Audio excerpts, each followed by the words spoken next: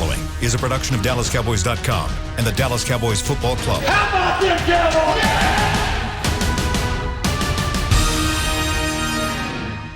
This is Talkin Cowboys.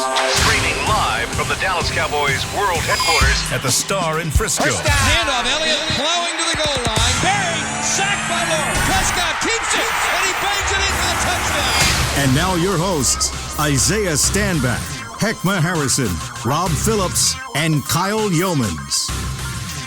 You know, there are days that come along where you really just need to let it go, and you need to just settle down and just take a deep breath and look at some of the disappointment that has been in the rearview mirror and just move on.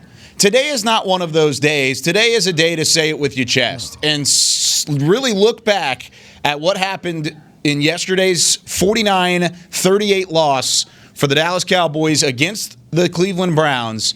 We're going to break it down for you here on Talkin Cowboys because we're frustrated just like you guys are, Cowboys Nation, and we want to talk through it, and we want to figure out exactly what it's going to take to fix this team because they're 1-3 through the first quarter of the season, and there's a long way to go. I'm Kyle Yeomans alongside Isaiah Stanback, Rob Phillips, and the great Heckma Harrison. And guys, it was disappointing. It was an embarrassment of a game, to say the least, and there's no sugarcoating it right now. There really isn't. I mean, you can go through and you can talk about the positives. CeeDee Lamb had a good day. Dalton Schultz was solid again. Amari Cooper was a number one receiver, and he looked like he was worth his money. Dak Prescott put up great numbers late in that game again. However, it was just not the game that you wanted to see from the Dallas Cowboys, especially in what we said should have been at least remotely a game where you could get back to 500 and should get a win. But, Rob, it just wasn't that at all.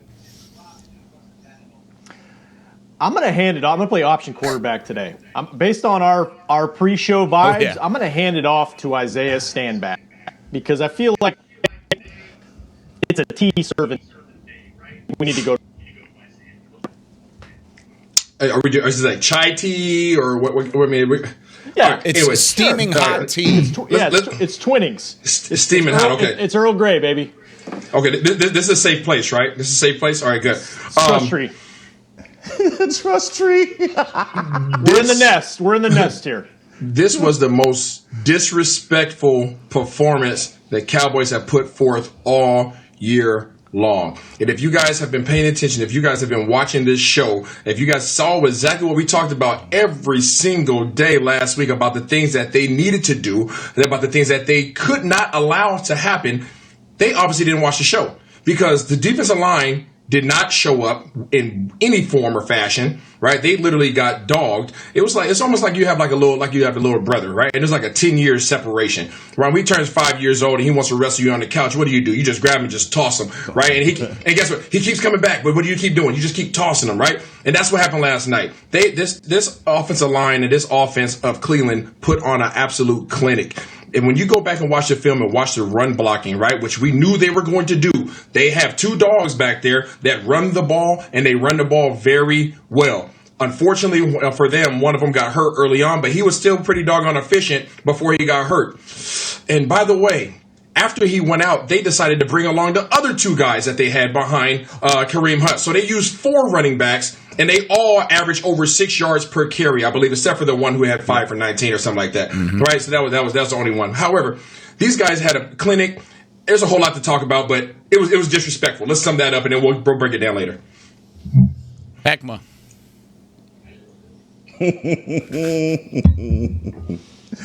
D'Ernest Johnson was a guy that I didn't circle him, underline him, highlight his name, or nothing. I mean, I knew about him. I figured, kick return specialist. That's how he made the team. But I had no notes on D'Ernest Johnson. Somebody I wasn't worried about. When Nick Chubb went down, it wasn't that I was happy. I was like, look, this is going to be Kareem Hunt. It's going to be the guy that we have to worry about. I knew they moved Hillard up from the practice squad, but man, we got gashed. I mean, that's the only place to put this is gashed. Our interior linemen, just no one showed up on the defensive side of the ball. And obviously there's so much to unpack. We cannot chew this whole steak in one bite. We're going to have to break this down, Kyle. Please help us.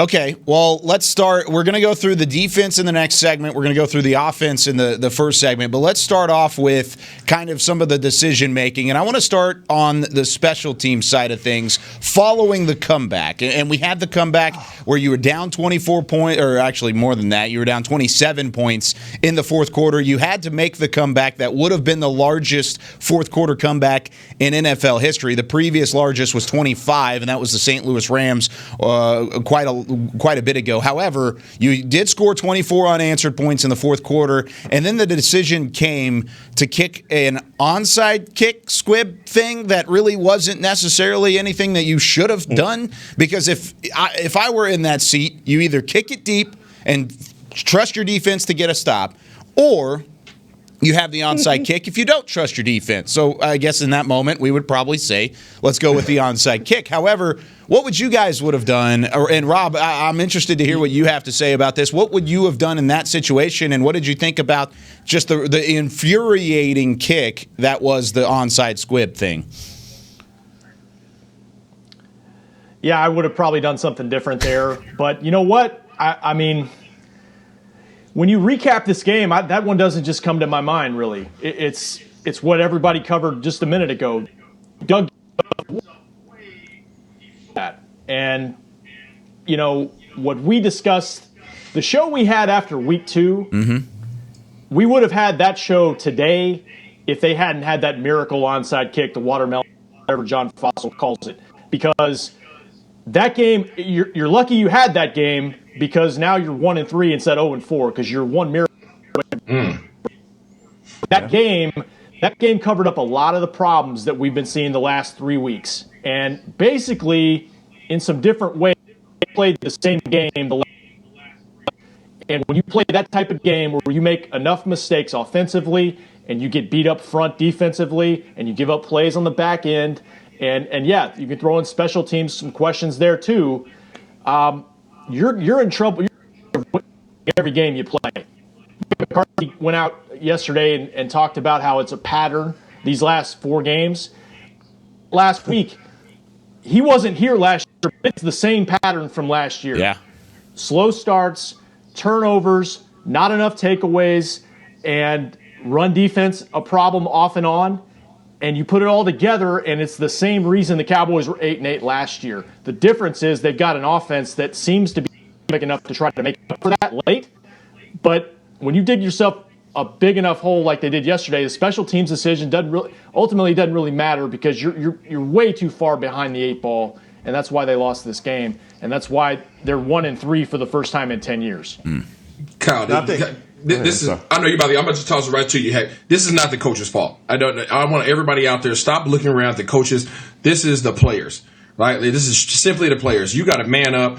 You're a grown man. I played 6 years in the league. Sometimes you get disrespected, but you better come right doggone back, right? If you get thrown around, you come back and you find a way. That is a challenge. If these dudes are Jalen Smith running in there, they used his aggressiveness against him. He ran in there thinking he was going to bull rush these guys. These linemen literally just hugged him and would not let him off the block. That's not your advantage, buddy. You can't keep. What's the definition of insanity? Doing the same thing over and over again and expecting a different result. That's what these guys did. Poe. You've been playing Poe, right? Griffin, I'm sorry, you haven't been with the Griffin that we expected.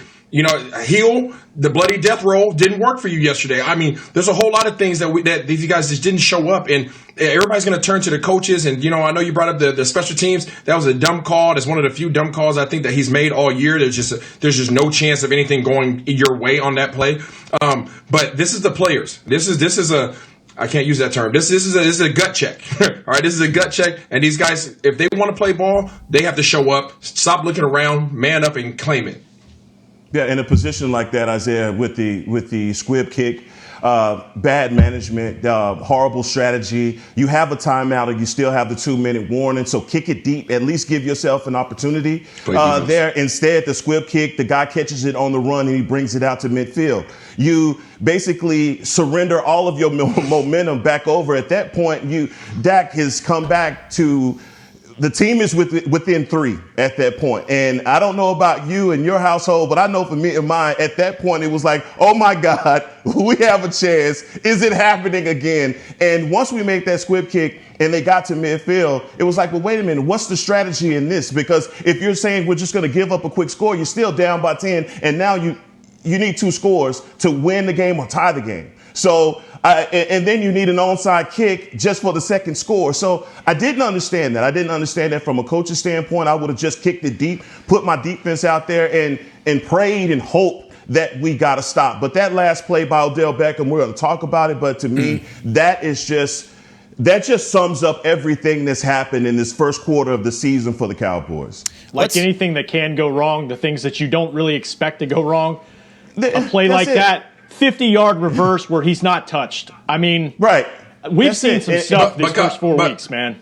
But Rob, that's not something going wrong, and I don't want us to keep using that term because something going wrong implicates as if we had bad luck. No. Guys did not uphold their responsibilities. The only person that upheld their responsibilities was Alden Smith. Alden Smith was right there. He just didn't make the play, unfortunately, but that's a tough play. You got 275-pound man trying to stop somebody who's one of the fastest dudes in the league. You're probably not going to win that battle, even if you have leverage. Isaiah, if Alden Smith cuts up Alden Smith makes Odell Beckham cut that back up, he runs them back to the defense. He loses contain on that. Yes, if he makes the tackle and miraculously him one-on-one, I don't want any one-on-one situations with Alden Smith and Odell Beckham, but his number one responsibility right there was do not lose contain. And that's why Odell Beckham was so adamant about getting to the outside, because he knew he was going to give us free all the way down the sideline for a 50-yard touchdown. He knew it. And if he makes that tackle, dog, we're back at the 34-yard line. Obviously, this is a whole nother conversation, but man, you got to make that guy cut back up the field. You have to.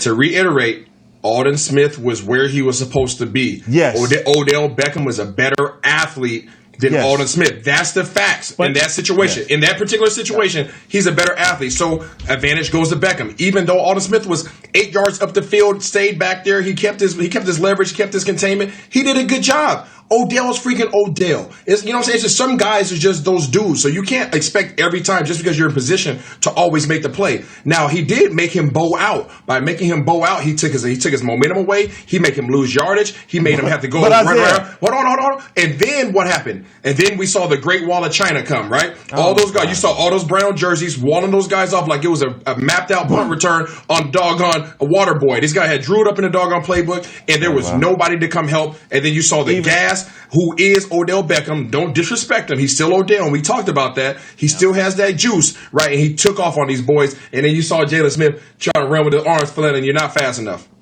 Either way, and when you bow out like that, he bowed out 10 yards, and the pursuit angle still didn't get to him. I mean, I've replayed that play a million times, and I still can't understand how he went untouched. I still can't. But angles, contain, the first touchdown catch by Beckham from Jarvis Landry, 37 yards, that was an angle play. God. There's been angles. There's been miscommunication. I don't think you can put it on one thing. I don't think you can say, it's the coaching staff and the scheme, all of that. But I don't think you can say it's all the players either. Isaiah, I'm glad you said that, though, and you corrected me, because you said it's not just something going wrong. Because I heard that as part of the narrative last week or so. If they clean this up, if they don't make these turnovers, if they don't do this, they could be 3-0. Yep. At some point, and I look around some perspective for me personally. I mean, this is a weird year. Guys are trying to play through an unprecedented situation. I recognize that. This is a hard deal for everybody around the league to try to do this, pull this season off. But, we're paid to analyze, and this is the same problem from last year, and ago 1-3 was the same type of thing. It was, well, if they iron these creases, if they eliminate this and that and some of the sloppiness, well, at a certain point that does become your identity until you fix it. Absolutely. You can't just say, well, if we're a little cleaner, at some point you've got to be winning plays and be enough. Clean football on all three phases to give yourself a chance. They have not given themselves a chance to win games, save for one of the greatest comebacks we've seen in team history 3 weeks ago. Rob, you're right. Kyle said it best yesterday when he tossed a question to Nate in the postgame show. He said, "What area do we need to improve upon?" And Nate said, "All of them." All of them. I tried to get Nate to give me something specific. I was like, hey, if you had to choose one, if there was one thing there, what specific? And I made it very clear. I was trying to make it a very specific point, and Nate was like, nah, dude, all of them. Like, I know what you're trying to get me to say, and I'm still going to say all of them, and I don't disagree. And the thing that's most frustrating about it, I think, and Rob, you brought this point up, is yes, everybody's going through a weird season. The preseason's gone. You got a coaching change. That was an excuse the first 3 weeks of the season. You're in week 4 now.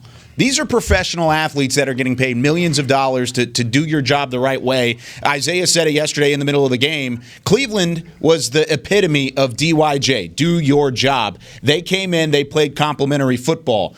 You did not. You did the opposite. You played anti-complimentary football, and that's what got you in the hole in the first place. Also, not to mention, Cleveland also has a new head coach that hasn't won a Super Bowl in the past. Kevin Stefanski, who has been an offensive coordinator or a tight ends coach for 14 years in Minnesota, came out and outcoached you and really just beat you up and down the field to start the game. And that's it really is. It's unacceptable from a Cowboys perspective with the roster that you have. It was really disappointing all the way around, Isaiah. Yeah, I mean, you just said it. I mean, it's not, and that's what I'm saying. It's not simply the coaching. And as a former player, I don't like. It's actually almost a slap in the face when people start making excuses, right? Either some people are going to go with the excuses, or like I said, you just going to look yourself in the mirror and say, "Hey, I'm not getting it done." And I think the post game interview with D-Law yesterday was a perfect example of him just calling it out and calling himself out as well. We played soft as tissue paper. Yeah, so. Yeah. It is what it is, man. These guys better figure out if they want to. I mean, I know the NFC East is whack, and they better. I hope their mindset isn't set on, oh, we're still good because of the NFC East. Screw that. Control what you can control. They're not. No, they're not. They're not. And honestly, anybody thought the Eagles teams won a Super Bowl, man? Like they're gonna figure it out. They may not be a great team this year, but they're gonna be competitive and they're gonna challenge this year. But if we're counting on just the division being a toilet for us to make it to finish and win the division, that's not a good strategy at all. And Isaiah, look, man, 6 years in the league, you know every good or bad play has a hero or a villain. Our guys are turning into the villains on these bad plays, bad angles. I understand Cleveland came out and they blocked it up well. Their offensive line, their front five. They played awesome yesterday. All of those guys should have got the game ball. But when you have Everson Griffin ducking inside when he knows he has contained, you're playing losing football. You're giving up a 15-yard running lane to a running back. That's just the 101, the ABCs of football. He's known that his whole career. How can you do that? I mean, when you have Wilson and your safeties, when you have a blitz, you are the last line, dude. You have to get home if Nolan is dialing up a blitz to try and slow this down. Guys are hesitating and eyeballing Baker Mayfield. Get home. You got to get home. Hey. And all of those things you just brought up, none of them are in regards to coaching. Yeah. None Absolutely. of them. Yeah. Those are assignments. Those are assignment errors because I guarantee you they're coaching it up right. Those are assignment errors, mental errors, and communication errors. It's the players. Figure it out. And DeMarcus Lawrence said it, like you said. You mentioned his post-game press conference. He called the defense soft. He also called them another S word. I can't say that on air, but he called them soft. And he said, "This is something we've got." The S was soft. Exactly. Yeah. He said, "This is something we got to fix. This is soft." And whenever he said that, it wasn't for the media. It wasn't for those asking the questions on the WebEx. It wasn't for Talkin Cowboys to sit here and debate. That was for him. That was for his defense. That was him saying, this is unacceptable. We've got to change it. And even last week, Ezekiel Elliott said that he had, or that the Cowboys had a very good week of practice. Well, they're going to have a better week of practice this week to fix up some of the holes and figure some things out. We're going to step aside for just a couple of moments. When we come back, we're going to address that defense. What happened in the secondary early on, and why can't we stop the run at all? 307 yards on the ground. We address it next when we come back on Talkin Cowboys. Since 1865, Stetson hats are American-made with pride right here in Texas. And Stetson is proud to be on the field with America's team. Want to show your Texas and team pride too? You can. By purchasing your own Stetson, you can look just like how the flag guys do on field at every home game. Stetson hats, the official crown of all self-respecting Cowboys, and your favorite football team. Get yours today at shop.dallascowboys.com or at stetson.com. Want to use what the pros use? How about the official men's skincare brand of the Dallas Cowboys, Jack Black? Right now, you can get the Jack Black Starter, a curated collection of Cowboys locker room favorites for just $10 with free shipping. The starter includes 4 Jack Black skincare favorites, plus a full-sized intense therapy lip balm. Go to getjackblack.com/Cowboys and use the code word TEAMJB. That's getjackblack.com/Cowboys. The Jack Black Starter, $10, free shipping. Essilor is a proud sponsor of the Dallas Cowboys, helping fans see more and do more with our best vision solutions. Our lens technologies reveal a world more beautiful than you can imagine. For a limited time, get the Essilor Next Gen offer. When you buy the latest generation of Transitions lenses with select Essilor lenses, you can choose a second pair of clear lenses for free with qualifying frame purchases. Restrictions apply. Find a participating eye care professional by visiting EssilorUSA.com. Essilor. See more, do more. We're back with a tasty treat that's sweeping airwaves and taste buds. It's new Dr. Pepper and Cream Soda. Let's take a listen. Dr. Pepper and Cream Soda's here. A new combo that's music to my ears, okay? Let's play. Cream Soda and Dr. Pepper time. Pour it in a glass of ice. Ah, music to my ears and mouth. New Dr. Pepper and Cream Soda. A delicious duet. Back to Talkin Cowboys. It's the second segment of Talking Cowboys as we sift through what is the wreckage of a 49-38 Cleveland Browns victory over the Dallas Cowboys here on this Monday following. Glad you're with us on DallasCowboys.com and the various streaming websites. And guys, Ernest Johnson, 13 carries, 95 yards, 7.5 yards per carry. Odell Beckham Jr., 2 carries, 73 yards. Yeah, who? Kareem Hunt, 11 carries, 71 yards. Nick Chubb, 6 for 43. Hilliard, who the heck is Hilliard? 5 for 19, and he had a long of 10 at one point as well. A total of 40 carries, 307 yards on the ground for the Dallas Cowboys, the most ever given up by a team in franchise history, and the only other 300-plus yard rushing game from an opponent since 2000. So, guys, it was a dismal effort whenever it comes to what the Cowboys showed defensively on the ground yesterday. The secondary, we can talk about how the secondary got torched on a couple of occasions. However, it really wasn't tested a whole lot yesterday, especially compared to the first 3 weeks of the season. But we need to talk about what happened in the run defense. What happened in the run defense? Somebody just tell me in a short synopsis, what was the biggest problem? They took our lunch. That's what they did. They showed up in the lunchroom and they took our tray. And that's what happened. I mean, interior line-wise, we got pushed around. If you go back and look just at the interior line, the war in the trenches, we lost that. And we lost it from the first quarter all the way to the fourth quarter. We had nothing for them. We had no answer for what they were doing in the run. And guys, I think we talked about this for weeks, last week for sure, that Cleveland was going to do what? They were going to run the ball. There was no surprise about that. And the fact that they had so many guys that were getting in on the act. D'Ernest, come on. I didn't go to bed Saturday night saying this guy, D'Ernest Johnson, was somebody to worry about. I knew Kareem Hunt. We knew he had a growing injury. And so there was a liability. We knew what the liabilities would be. But for our defense, man, that was an embarrassment, complete embarrassment. And I'm reiterating and saying the same thing, but it's embarrassing, man. I'm going to say it like the great philosopher The Rock said. It doesn't matter who got the ball in the backfield. All right, these boys who were handing the ball off to freaking Kyle could have got back there and had at least 40 yards rushing. Probably. That would have been matter, man. These guys were so...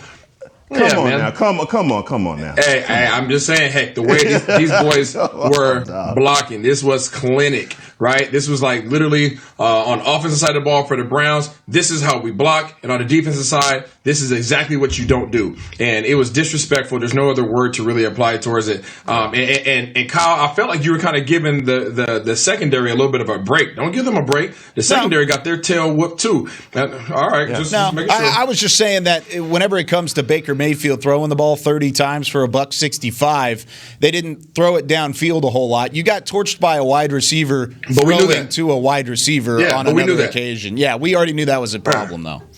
Yeah, we knew that. We said that they were going to have to throw the ball underneath whenever they did, right? Mm-hmm. We knew that that you could not get lulled to sleep by the run. We said that. Right? I think was that Wednesday. We said don't get lulled to sleep by the run because these guys are still Landry. They're still freaking Beckham. They'll run by you. Mm-hmm. And what ended up happening? They got lulled to sleep, right? The linebackers were rushing up. Jalen Smith kept running his forehead into another grown man's chest. These Hill and Woods and everybody else that they put on the D-line was getting thrown away to the side. These guys weren't getting touched for 8 yards. But you're not getting any push at all. You're Zero. Not getting any push. You're not getting any push at all from your defensive line. Zero. And it's starting to look as though our edge rushers are small. That's what I'm starting to see because it's so easy for teams to just seal the edge on us and get outside. And I don't know, we talked about the last year's defense maybe being undersized. So you bring in bigger guys, but even those bigger guys are getting blown off the ball. And so you can talk about the absence of Leighton Vander Esch. You could talk about, maybe Sean Lee or somebody would have played better at the linebacker position. But these guys are not even able to get into any rhythm or find an angle at all because they have their defensive line guys in their way. These guys are getting blown off the ball, and you can't have that. You cannot have that. Rob? Yeah, sorry I got knocked off, fellas.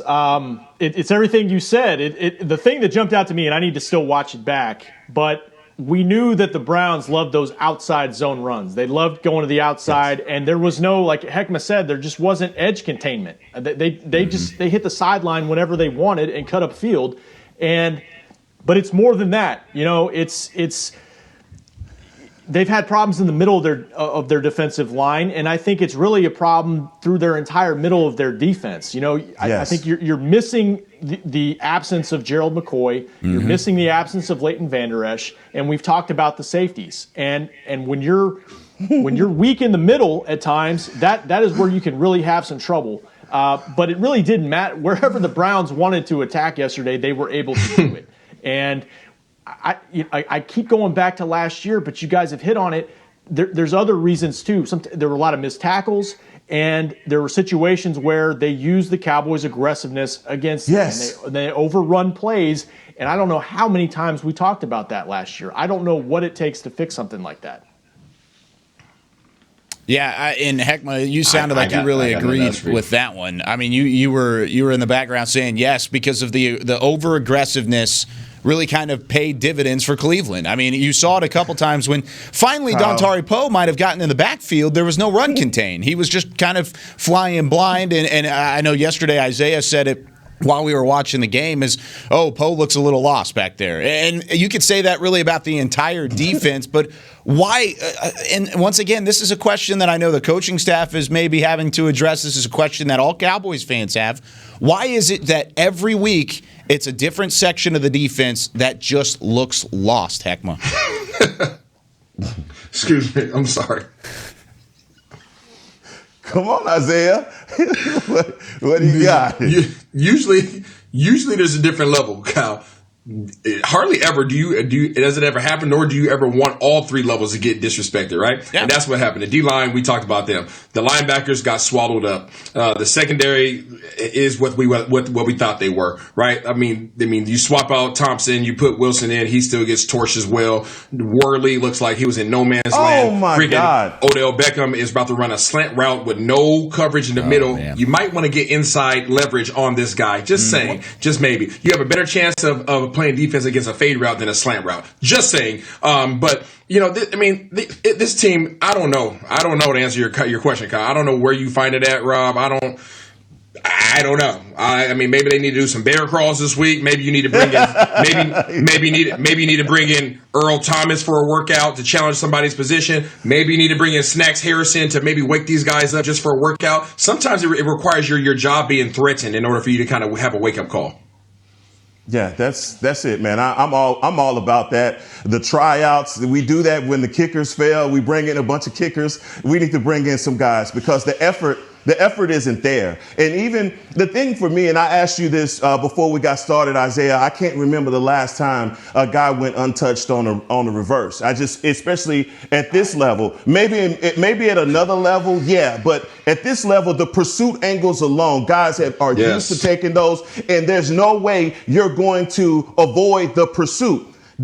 What they did was they obviously saw something. They opened up the game with on the Landry to Odell Beckham, that was a double reverse pass. Mm-hmm. That's saying that we know your guys are over pursuing, you're over anxious, and you're undisciplined in your lanes. We're going to take advantage of it. And they took advantage of it multiple times. I wish you guys could have had a camera in the back when we were watching the film with Kyle during the game. And how many times, what did I say, Kyle? The old school coach is saying, don't follow the same color, right? Don't. Mm-hmm. In other words, don't let one move beat more than one person. And this over pursuit that the Cowboys have, there is no discipline whatsoever. These are drills that you go back to in OTAs, right, which we didn't really have. But there's drills that you do that help you with pursuit, right? So you're coming in, you're tiered, right? One person's here, the next person's 2 yards away from that person. Next person. So if they do make a move and beat that one person, there's somebody else waiting for them. What you see in the Cowboys numerous times is one move beats 4 or 5 guys. So one little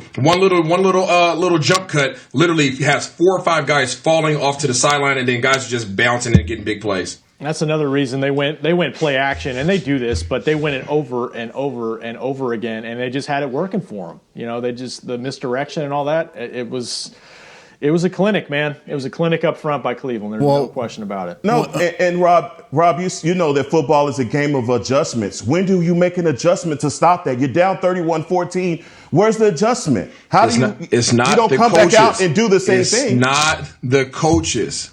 We keep saying it. It's not the coaches. You have to make an adjustment. As a player, you need to make an adjustment. You need to say, guess what? I'm over pursuing. Guess what? I'm over committing.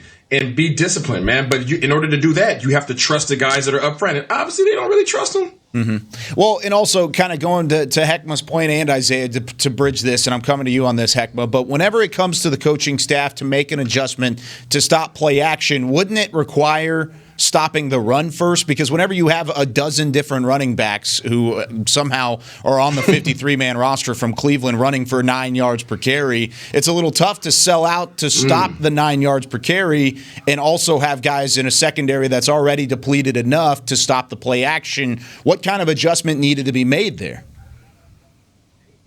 I mean, I'm looking at teams make the adjustments versus us. They're selling out to stop the run, to stop Zeke, and it's working for them. How the hell can it work for us? I mean, you load up to stop the run, and then you give up 307 yards, Kyle. So you asked me that question, and my answer is, hell, I don't know. What they do, let's do what they're doing to us. I mean, 307 yards, man. The Cowboys have been playing football for 61 years. How, dog? 307? You just pressed Heckma's easy button. I know. Oh, man. Come on, dog. But you know what? What adjustment do we make to stop the run? Let's do what they're doing to us to stop our run. But that's the problem. It's not an easy, straightforward answer because you just don't have the dogs on defense. You just don't have those guys. You can't make those adjustments as easily. I disagree, Kyle. Okay. I disagree. They have the guys. They're just not. They're not playing like the dogs that they have on the inside. Well, it is a choice. You're being so nice. It is. You're being so nice right now. No. Listen.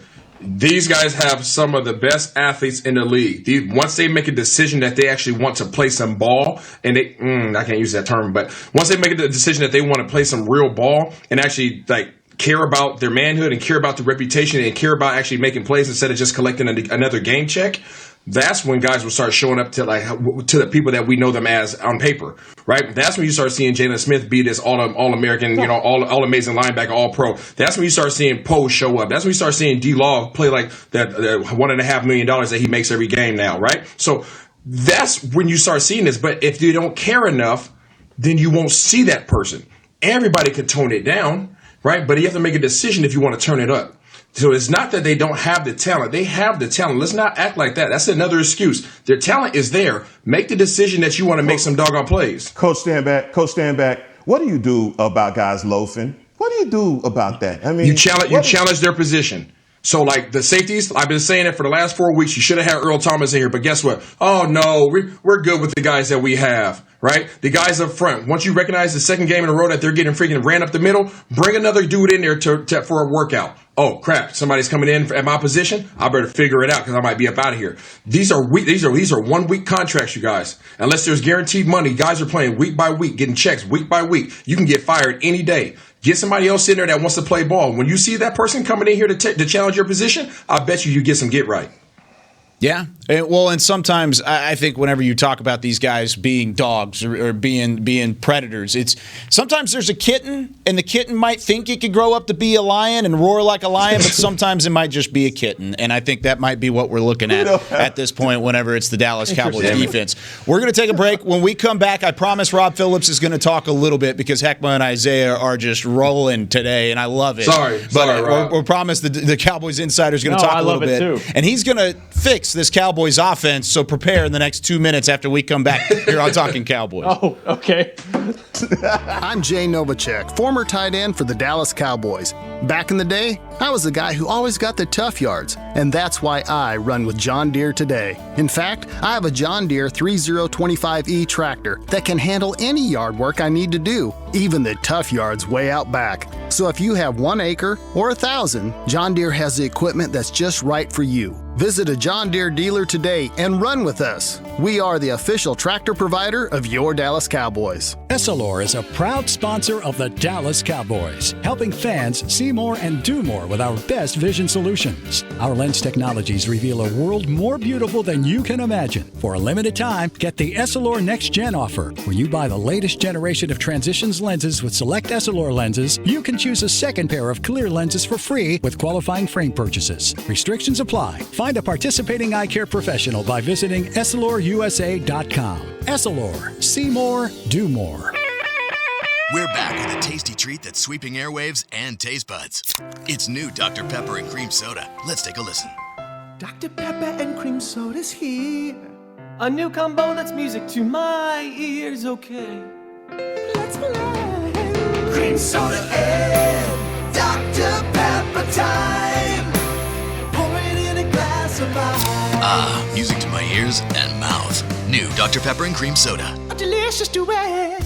Want to use what the pros use? How about the official men's skincare brand of the Dallas Cowboys, Jack Black? Right now, you can get the Jack Black Starter, a curated collection of Cowboys locker room favorites for just $10 with free shipping. The starter includes 4 Jack Black skincare favorites, plus a full-sized intense therapy lip balm. Go to getjackblack.com/Cowboys and use the code word TEAMJB. That's getjackblack.com/Cowboys. The Jack Black Starter, $10, free shipping.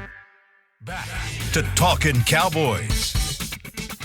I'm gonna let it's Rob the final do that. segment here of Talking Cowboys, the Monday following a 49-38 loss in frustrating fashion to the Cleveland Browns as we now enter Week 5 of the NFL season. The Cowboys currently sitting at 1-3, tied for second in the NFC East. I laugh a little bit and I chuckle a little bit when I say that. The Cowboys are 1-3, and yet they're still just a half game out of first place in the NFC East. Philadelphia had a win last night against San Francisco in what was a entertaining game, but once again a weird game for an NFC East opponent as well. But Rob Phillips, Heckma Harrison, Isaiah Stanback, I'm Kyle Yeomans. And Rob, I gave you the task going into the break that you needed to fix the offense. Now, I gave you, it's a little bit easier of a task to fix the offense than it is to fix the defense since the offense is putting up massive numbers. But, Rob, it really starts with just hanging on to the football in key situations.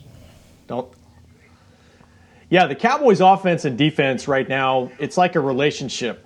And they're not good. They're not compatible right now. They're not good for each other right now. That's the way I look at it because they're piling up yards like you said. It's video game numbers. And Dak said, "Look, I don't care about all that. I care about winning. I don't buy into the fact that it's all garbage time necessarily because look, He had 200 yards at halftime. They are able to move the football when they want to. When they don't, turn it over. But we spent a segment talking about the defense, and rightfully so. But it is all intertwined. I mean, when you look at what the Cowboys offense is doing right now, the Cowboys lead the NFL in turnovers with 9 right now, I believe. Those 9 turnovers have led to 45 points by the opposition in 4 games, including the last 2 weeks. A pair of back-to-back turnovers have led to 2 straight touchdowns and have put everybody behind the 8 ball the rest of the game. All this catch-up mode. Conversely, the Cowboys defense has 2 takeaways, leading to 3 points by the offense in 4 games.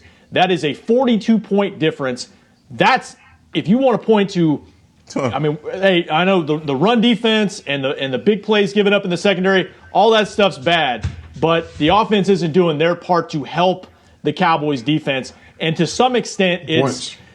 Yeah, I mean, to some extent, they've almost got to be perfect because, you know, if they don't have a productive drive, the Cowboys defense, they're struggling right now. But they've got to be better. They've got to take care of the football. And you know, I know we talked about it, and I agree with you, Isaiah. A lot of it's on the players, but you know, from a coaching standpoint, one of those fumbles, the sack strip on Dak, you left Terrence Steele on an island.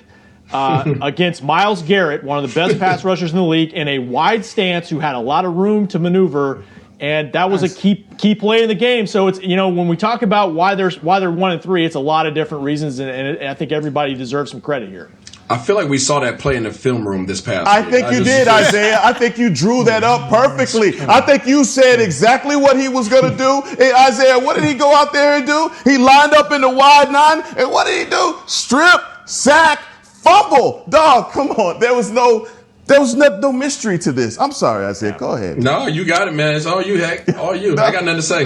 I don't understand from an offensive line standpoint. And then there's, Isaiah, you being a former quarterback, there's a time clock in your head. You know where that guy is. You know he's over there. He's in your eyesight. You can see him. Okay? Step up in the pocket. Don't let this guy abuse your undrafted free agent rookie that you know is having fits on this side. Man, it's stuff like that when we're at 14, when the score is 14-7, right? Everything is looking good. It's like we've righted everything. And then they tie it up, and we need a play from our quarterback. Drive, stall out. We don't, and then we have the sack strip fumble. Then we have the longest run, and we fumble that. It's just one thing after another thing after another thing that leads to that 9 turnovers for 45 points. We're killing ourselves. And heck, let's be real and let's be honest. I know I'm probably gonna get a lot of people cursing me out. That 9 should be about 18. That 9 should be about 18 because because Dak is as many stats as everybody's talking about. He got all these passing yards on it. Hey man, you haven't been that perfect because I can think about 6 plays yesterday that should have been intercepted. At least 6 plays yesterday that should have been intercepted that literally went through the hands of defenders. Let's go back a week against the Seattle. Trey Flowers was sitting on the ground and the ball found its way into his chest and he just somehow dropped it and then Gallup grabbed it and took off running. So luck has been on the side of the Cowboys for the last 2 to 3 weeks and there should be at least 9 more turnovers from Dak. If the defense even found out what the heck the jugs machine is. But some of that, you know, you're right. Like I think the first drive against Seattle, you know, he threw it in a tight window and easily could have been picked off. He was looking for Amari, and it happened later in the game. You know, some of those throws in the second half, he's pressing downfield. He's trying to make something happen, and I get it. But you also put yourself in that position with the mistakes early in the game where, once again, you're just a pass-first, Mike McCarthy said it, we're a come-from-behind team right now. And that's unacceptable. You know? We're a come-from-behind team. Yeah. Yes, that's what you are when you're getting the brakes beat off of you. You got to come from – everybody's that. That's just what happens. You're a come-from-behind team. I hate – that was the one thing about that that didn't sit right with me.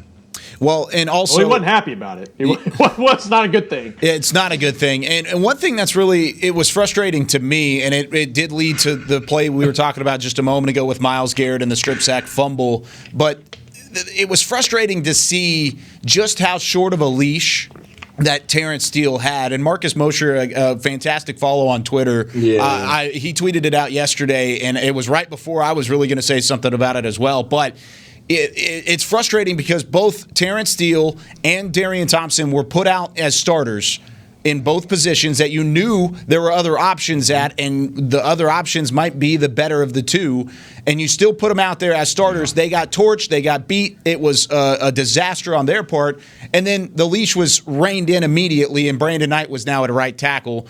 Why didn't you do that from the beginning? That's my question. Why was that a decision that was made? That's demoralizing. Yeah, that's demoralizing as a player, man. As a player, that just it kills you. I don't care if you're professional or not. Confidence goes a long ways. So to be out there and be trusted in a sense, right? But to say, hey, if you mess up one time, I'm pulling you. That's whack, man. And I'm not a fan of that by the coaches. If you knew that he was going to be on a short leash, just put the other dude out there, man. Just put the other guy out there because you're killing his confidence. You're killing your trust within your players and your locker room as well. Isaiah, at the same time, go ahead, Rob. Well, no, just on that real quick. Sorry, Heck. Mike was asked about the decision at right tackle, and he said they worked different combinations during the week, but he said we fully anticipated on both guys playing today. Who started the game and who didn't is irrelevant. I didn't understand that. That's whack. Because I think you got to roll with who you roll with and keep that. The chemistry up front is important. And I would have gone with Brandon Knight. I think Terrence Steele is a good young prospect. I think obviously see something in him. But with the matchup, and Myles Garrett lines up, you see him line up at left end, right end, certain situations, man. They put him on the left side to go up against that matchup, and Brandon Knight's got a little bit more experience in that situation. And they were able to shore up some things a little bit after that. Yeah. Heckman, you had something you said it, Rob. I mean, Rob said it, and I just feel as though, as far as back to what you were saying, Isaiah, about destroying or tinkering with Steele's confidence. You have to make adjustments, in-game adjustments. They did that at the safety because, Thompson gave up that long touchdown. You have to get that guy out of there, get someone in there that could at least shore up your defense or your offensive line. Otherwise, you're going to have problems like that all day. Look, there's injuries. There's been this whole musical chairs up front for our offensive line, and we have to find the best 5 guys we can, and we just haven't found that swing tackle yet, period. We haven't. But you knew that going into the game, though. You knew no matter who you put out there, they weren't going to stop Garrett one-on-one. So doggone it. Don't pull him because he got beat by one of the best guys in the league right now. That's BS. And then Thompson, he is who he's been all year. Thompson comes up and he hits the run. He does a good job on the run, right? He puts his head in there. He definitely comes up aggressively on that. But in pass defense, he sucks.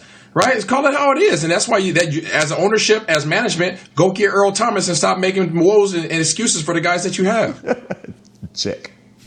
Well, it certainly was. It was frustrating on both sides of the football. All 3 phases were not good yesterday, and it's a big reason why you were down as much as you were down. 41-14 at one point to the Cleveland Browns, a team that hadn't been over 500 since 2014. I know this is a different Cleveland Browns team, but it was still frustrating, and it's the first time they've beaten you as a franchise since 1994. 26 years. I don't think you guys want to know where I was in 1994. However, you can have an opportunity. Yeah, exactly.